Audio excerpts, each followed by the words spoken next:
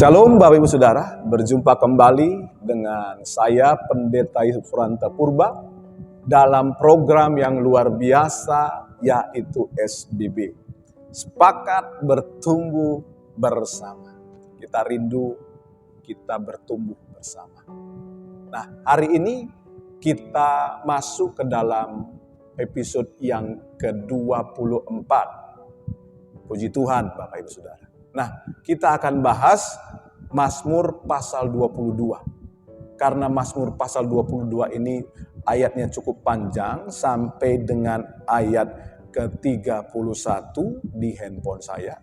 Kalau di Alkitab Bapak Ibu dalam bentuk buku itu sampai ayat ke-32. Karenanya kita akan bagi dua.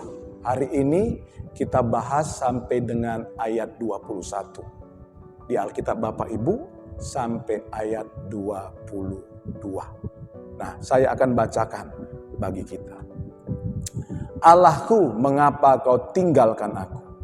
Untuk pemimpin biduan menurut lagu Rusa di Kala Fazar.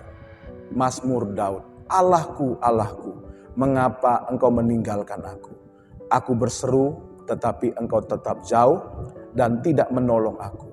Allahku, aku berseru-seru pada waktu siang, tetapi engkau tidak menjawab. Dan pada waktu malam, tetapi tidak juga aku tenang.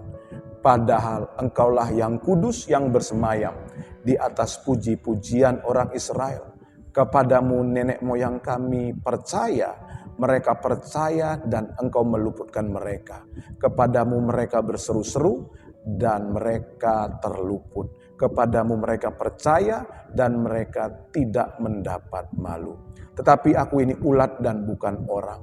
Celah bagi manusia, dihina oleh orang banyak. Semua yang melihat aku mengolok-olok aku, mereka mencibirkan bibirnya, menggelengkan kepalanya. Ia menyerah kepada Tuhan, biarlah dia yang meluputkannya, biarlah dia yang melepaskannya. Bukankah dia berkenan kepadanya? Ya, engkau yang mengeluarkan aku dari kandungan. Engkau yang membuat aku aman pada dada ibuku. Kepadamu aku diserahkan sejak aku lahir. Sejak dalam kandungan ibuku, engkaulah Allahku.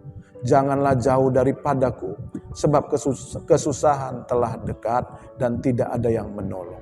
Banyak lembu jantan mengerumuni aku, banteng-banteng dari Basan mengepung aku.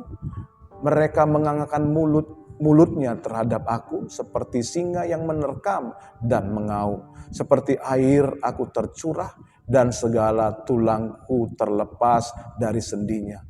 Hatiku menjadi seperti lilin, hancur luluh di dalam dadaku.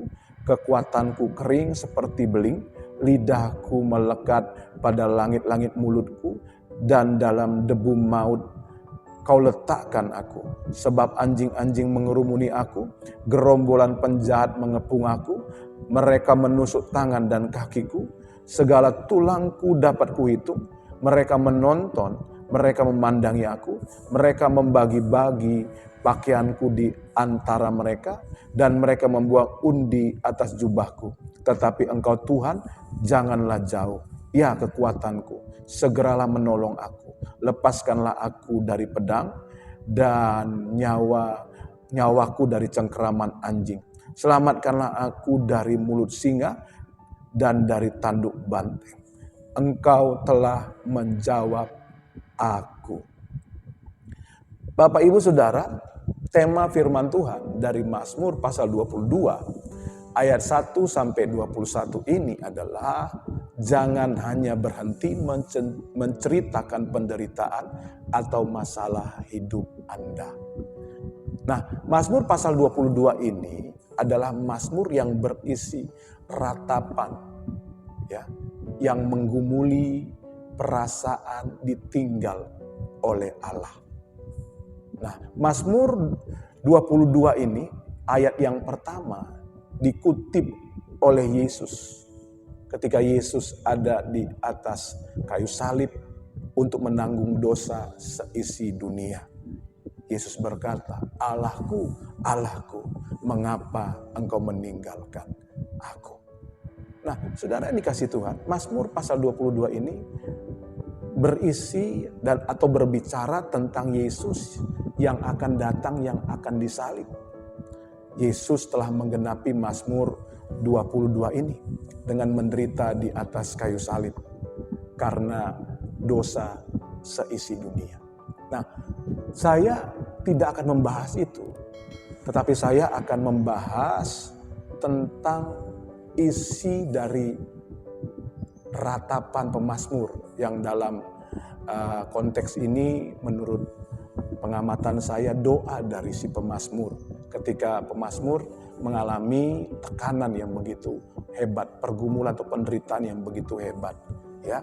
Nah, kalau kita melihat dalam ayat 1 sampai ayat yang ketiga, ya, dan lompat dalam ayat 6 sampai 8, di situ pemazmur, ya, menceritakan penderitaannya, menceritakan pergumulannya. Tetapi dalam ayat 4 sampai 5 dia menceritakan masa lalu di mana Tuhan menolong nenek moyangnya menghadapi segala yang terjadi. Nah, di dalam ayat ke-9 sampai 11 di situ pemazmur memperkatakan bahwa dia punya iman kepada Tuhan, bahwa dia punya pengharapan kepada Tuhan, ya. Dan kita lihat selanjutnya dalam ayat 12 sampai 18, pemazmur kembali menceritakan pergumulannya, menceritakan penderitaannya kepada Tuhan. Dan dilanjut di dalam ayat 19 sampai 21, pemazmur itu memperkatakan imannya, memperkatakan harapannya. Nah, coba kita lihat ya di dalam ayat 19 sampai ayat 21 dia katakan begini. Tetapi Engkau Tuhan janganlah jauh. Sebuah harapan, sebuah pengharapan. Ya kekuatanku, segeralah menolong aku. Nah, sebuah pengharapan lagi. Lepaskanlah aku dari pedang. Nah, sebuah pengharapan lagi. Dan nyawaku dari cengkeraman anjing. Ayat 21 berkata, selamatkan aku dari mulut singa dan dari tanduk banteng. Nah, kalimat berikutnya dia ngomong begini, Engkau telah menjawab aku. Ada pernyataan pengharapan dan ada pernyataan imannya. Nah, jadi saudaraku, dari apa yang kita pelajari, kebenaran yang mau saya sampaikan di sini adalah isi doa kita itu jangan hanya berhenti kita menceritakan penderitaan kita. Kita menceritakan masalah kita. Jangan berhenti di situ. Tetapi kita harus lanjutkan dengan kalimat atau perkataan di dalam doa kita itu. Kalimat pengharapan. Kalimat iman, saudara dikasih Tuhan. Karena saya banyak temukan ada orang-orang yang berdoa hanya menceritakan pergumulannya, nggak salah. Menceritakan masalahnya, nggak masalah. Tetapi Alkitab mengajarkan kita, jangan hanya berhenti di situ. Kita mulai memperkatakan pengharapan kita. Kita mulai memperkatakan iman kita. Karena Bapak Ibu Saudara, doa itu bukan hanya berhenti dengan menceritakan masalah.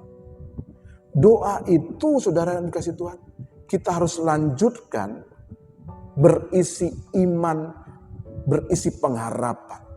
Sehingga setelah kita berdoa, iman kita dibangkitkan. Pengharapan kita dibangkitkan.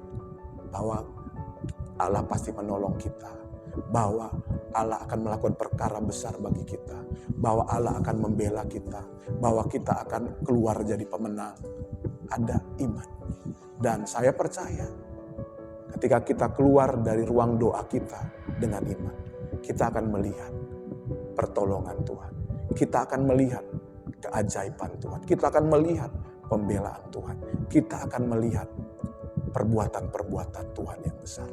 Karena Tuhan melakukan sesuatu, dasarnya adalah iman yang dia lihat di dalam hidup kita. Dan saya percaya orang yang berdoa, imannya akan dibangkitkan. Biar kiranya kebenaran firman Tuhan memberkati kita. Seperti biasa di akhir acara atau program ini, saya rindu berdoa bagi Bapak Ibu. Izinkan saya berdoa. Buat Bapak Ibu yang membutuhkan dukungan doa, taruh tangan kananmu di dadamu. Buat Bapak Ibu yang membutuhkan dukungan doa secara langsung, Bapak Ibu bisa menghubungi nomor yang tertera di akhir program ini. Kami siap melayani Bapak Ibu secara langsung. Karena untuk itu kami ada. Mari kita tunduk kepala, kita berdoa. Bapak, hamba-Mu sudah selesai menyampaikan firman. Hari ini kami belajar bahwa doa kami tidak hanya berisi keluhan dari persoalan dan pergumulan kami, tapi doa kami berisi pengharapan dan iman kami. Bapa, mantraikan firman-Mu di hati setiap kami. Di dalam nama Tuhan Yesus. Hamba juga berdoa bagi umat-Mu yang hari-hari ini dalam persoalan, dalam pergumulan. Tuhan tolong mereka, Tuhan lawat mereka. Kalau mereka lemah, Tuhan kuatkan. Kalau mereka susah, Tuhan hiburkan. Kalau mereka sakit, Tuhan sembuhkan. Kalau mereka mencari, membutuhkan pekerjaan, Tuhan buka pekerjaan dan berkat Tuhan bagi mereka. Dalam nama Yesus, kami sudah berdoa. Haleluya. Amin. Bapak Ibu Saudara, kita sudah berdoa. Percaya kita akan mengalami jawaban dari doa kita. Kita akan mengalami pertolongan, keajaiban dari Tuhan kita. Karenanya tetap semangat, tetap sukacita. Salam sepakat.